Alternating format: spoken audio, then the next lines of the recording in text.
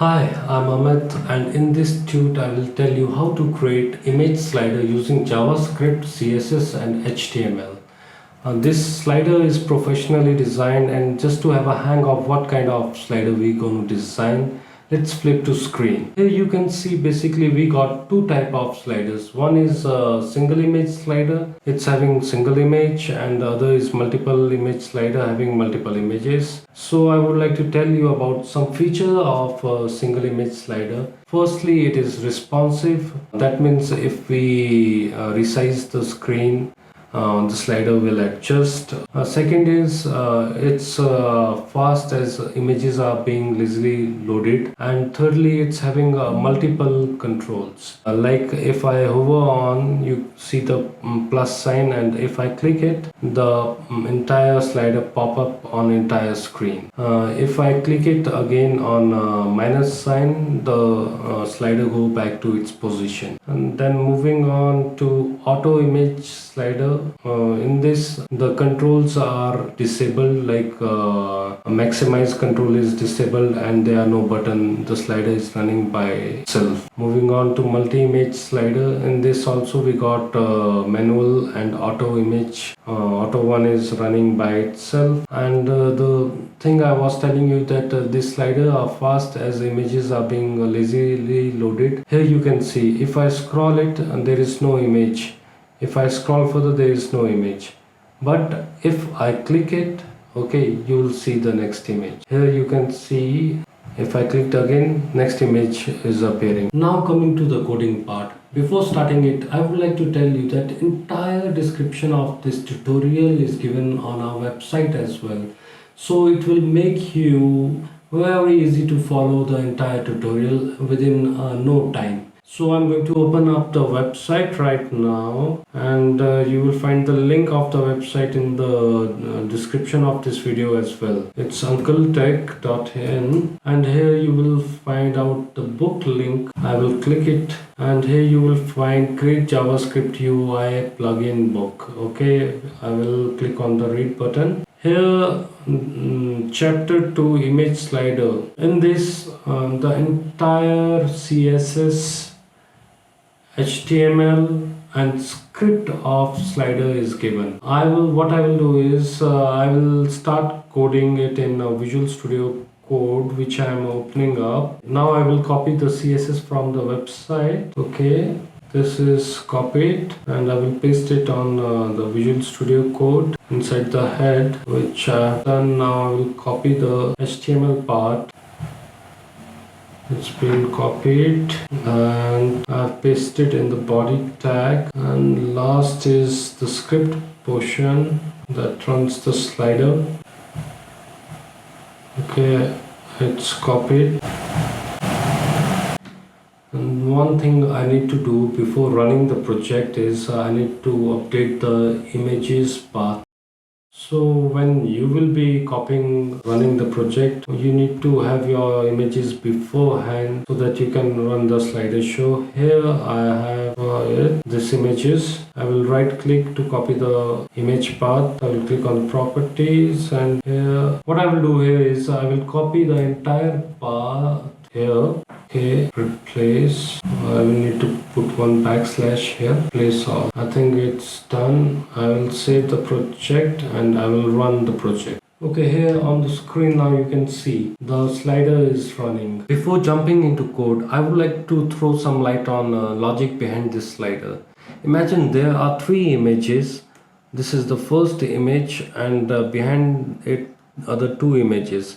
Initially, first image is having its property CSS display is equal to block, and rest two is having display is equal to none. Obviously, user will see the first image initially. Whenever the next button on the slider is pressed by user, the second image display property is set to block, and first and last again display property is set to none by using for loop in JavaScript. Now moving to HTML code first.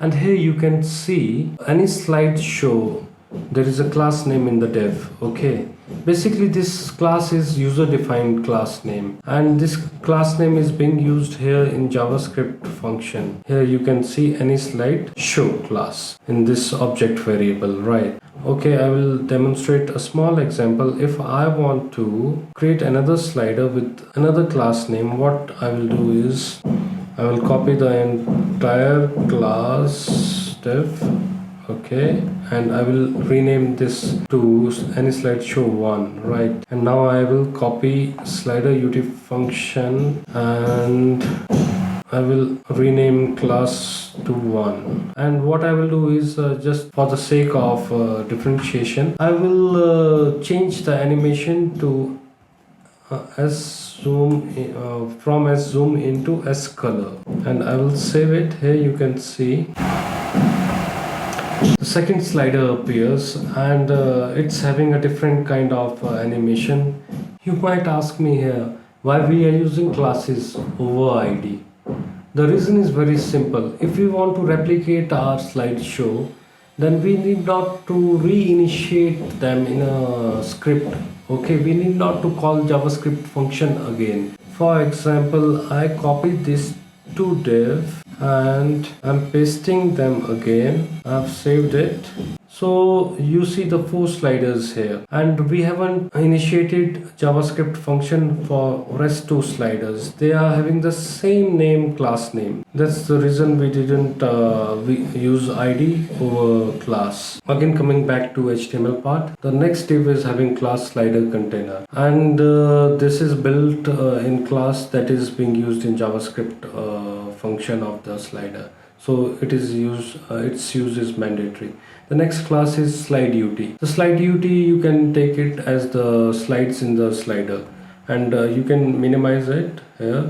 This is also mandatory class that has to be used. And in slide ut, the next div is with class slide image, and it's having image tag with empty source. Here you can see.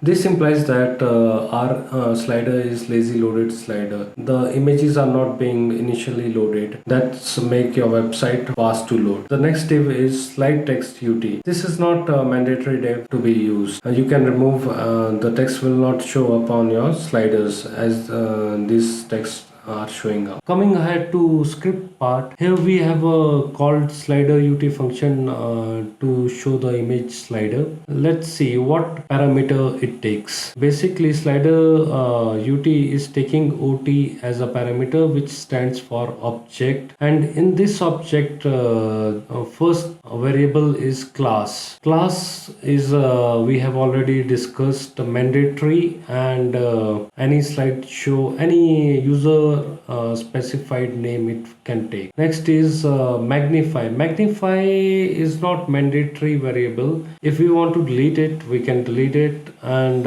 basically what it does is it enables the function that maximize your image slider to full screen. If you don't want, you can remove it, and then it can take if you see the slider ut function over here, it will take default value of n, which stands for no. Next variable that comes is button size. It is object type of variable that takes two value, min and max. Button size it comes into role when your image slider initially is very small, and afterward you want to increase to full screen. Like here you can see the button size will be increased if I pressed here on the screen. Here you can see the button size has increased, and when I minimize it, the button size has decreased. This is useful when your slider is very small initially and you want to enlarge to big screen afterwards. Same with the text size, also take two value, min and max. Min is used initially when your slider is small, and max size of text size is when your slider full screen size. Next is aspect ratio. This is also mandatory. I'm marking M on the variable which are mandatory. Basically, aspect ratio is the aspect ratio of image. Next variable is content. We have already discussed that we have two type of image sliders, and one is a single image slider and second is multiple image slider.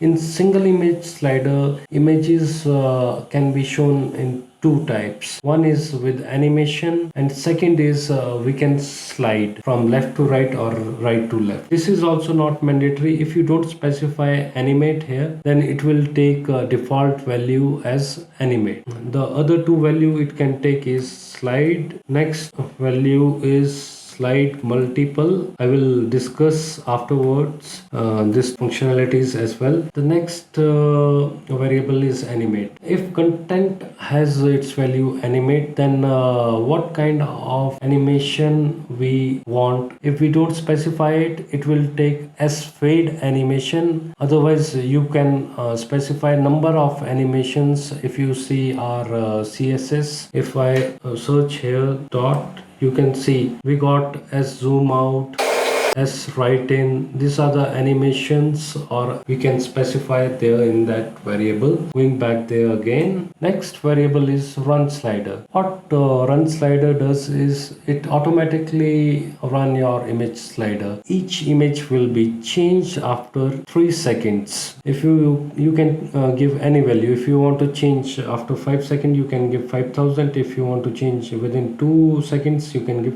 2000. So we end up the object variable which is passed on to slider ut, and let's start with the function slider ut. What all it have.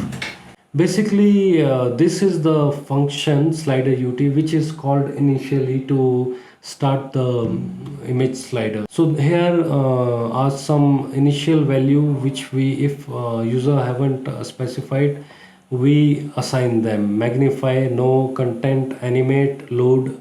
It is used for lazy loading. We give it null value. Here in this slider ut function, we got two for loops. One for loop is to iterate on different slide shows with the same class name, and the second for loop is here on line number 685. Basically this for loop iterates on the slides of single slide show. And what happens in these two for loops, I will explain shortly. In the first for loop, what we do is first we add image source. If lazy loading is not given in the attribute variable, then we assume that first image has to be loaded. And here you can see we are getting the source from the source dash ut attribute, and we are putting it into the image source attribute. And coming to else part, if load value is given, maybe start, end or mid, any of this, then image will be loaded whenever the slideshow is in the viewport of the user. Okay, moving ahead, I've already told you the slider has a logic of showing one image with the property CSS display block, and rest are having their display property is equal to none. We can see it in action here. If I inspect it, here you can see on this slideshow only one slide is having block display, and rest three are having none. So here in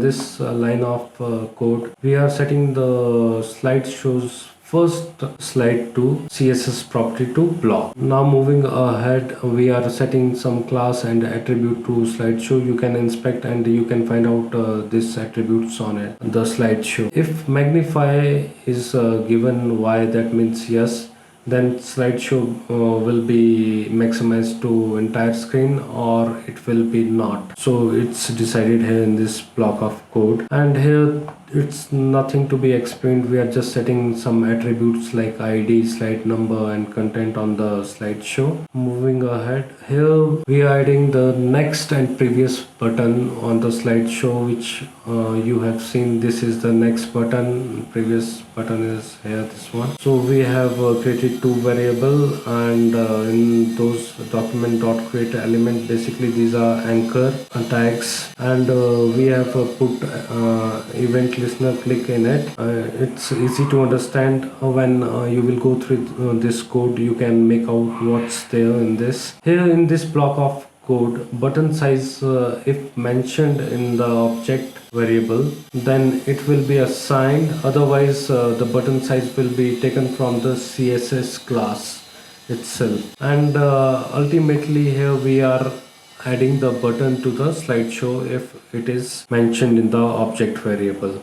Coming to next for loop over here, I've told that this for loop iterates over the slides in the slideshow. It's nothing much over here. It's setting some attribute to each slide in it. Coming here to this block of code, what it does, it's mandatory to have aspect ratio property in your slider. Otherwise, whenever the image is loading, the slider height will go to 0, okay, and it will create a nuisance for the user to watch. So this prevents the content shift. Magnify button I have told you earlier. So event listener is added over here. I will come to this block of code later when we will be doing other type of sliders, multi-image slider. I will explain this then. And here in this block of code, it is about the text size. As we have already seen the button size, the same thing happens here. And when we maximize the slider, the text size is set to max, otherwise it is set to min. Initially it is set to min. In this block of code, we are adding the type of animation if there is mentioned in the object variable. Here in this last block of code, if user has specified that slider has to be run automatically after few seconds, then we have to use set interval function that is inbuilt in JavaScript. You can Google the documentation of set interval function, which we have used here. Here, this is the end to the function that invokes the slider functionality. Let's move on to the next functions of the image slider. The next function is InViewUT function. Here you can see I have maximized it. This function returns basically true or false. If the image slider is in viewport, then it will return true, otherwise it will return false. And it is having three cases: start, mid, end. What these cases are, basically I will tell you through the pictorial depiction. Here is the viewport and here is your image slider. Okay, when user slides the image slider, if this is the start position, if image slider comes here into the viewport, then image will be loaded. If we specify mid, then image slider has to reach this position over here, then image will be loaded. Okay, and if we specify the end, then entire image slider has to come into the viewport, then only image will be loaded into the image slider. It is used in lazy image loading. So this function is invoked by another function that is here, load image. Okay, and here you can see every time at the end, this function is calling InViewUT object as per the value of load that is specified by the user.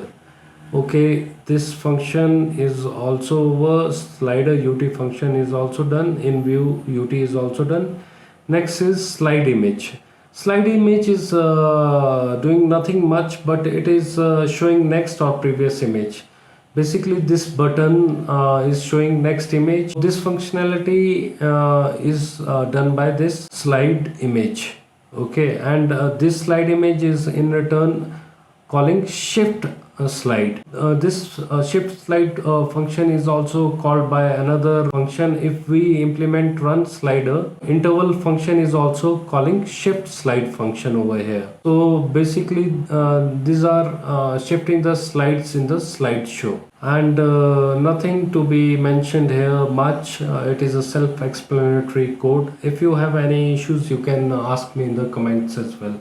Next is hide button function. Okay, I will show you in action this function, how it works. I'm copying slide direction from here and I will put it in some function over here. I'm removing run slider from here. right? And pasting slide direction line. If we don't mention anything here, then it is assumed that we have to rotate the slideshow. Okay, I'm saving it. I will show you now. Okay, now this button is hidden over here. You can't see the previous button, right? And when I click next button, you see the previous button. And on reaching the end of slide, the next button is hidden. This is the function of hide button. Next is enlarge slide function. The role of this function is when you click on the slideshow, it maximizes your slideshow to the entire screen. And when we click again, it minimizes the slideshow. So these are the role of these two function over here: enlarge slide and minimize slide. And it is self-explanatory code in it, nothing much, only the classes are added and removed. Coming to the last function, that's update font size. Basically this function is used when we click on the slideshow and it maximizes to entire window. Then this function is called and the font size are changed. Font size of this text showing here Hidimba temple. Okay, and this function is called here. If you see, if I maximize the enlarge slide function, here you can see update font size is called. And when we minimize the slide, then again this function is called. Here you can see. And this is end to the first part of the tutorial, how to create image slider using JavaScript, CSS and HTML.